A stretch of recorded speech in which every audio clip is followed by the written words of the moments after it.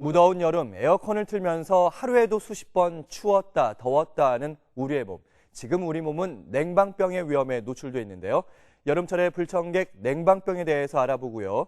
돈이 보이는 창업 정보, 전신 안마의자 대리점의 창업에 대한 모든 정보를 알려드리겠습니다. 쏟아지는 장마와 무더위가 반복되며 본격적으로 시작된 한여름.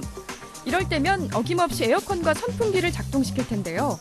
때문에 하루에도 수십 번 추웠다 더웠다 하는 우리 몸.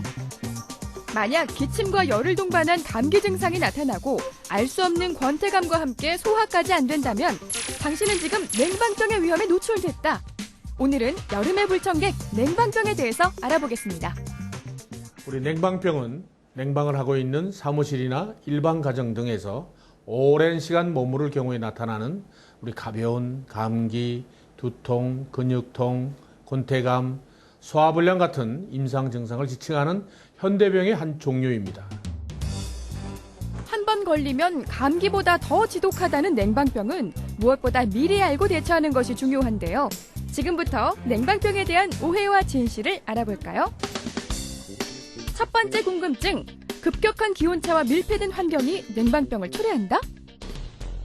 유난히 회사원들 사이에서 많이 걸린다는 냉방병.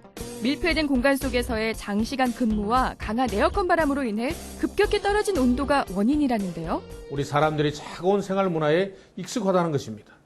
특히 우리 몸은 냉할수록 좋지 않습니다. 지나치게 차가운 한냉 환경을 오랫동안 지속시켜주면 우리 몸이 기온 차이에 제대로 적응 못하여 냉방병이 발생합니다. 다음 궁금증입니다. 냉방병의 증상은 여러 가지다?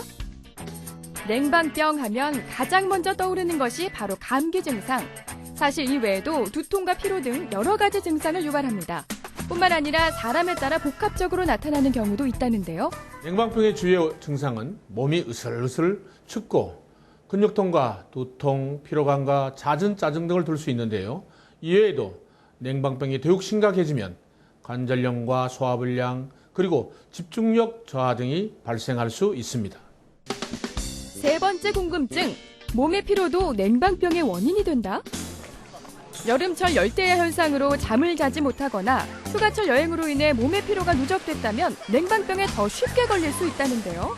피로로 인해 시체 리듬이 깨어지면 면역력이 약해져서 다양한 질병에 쉽게 노출될 수 있습니다.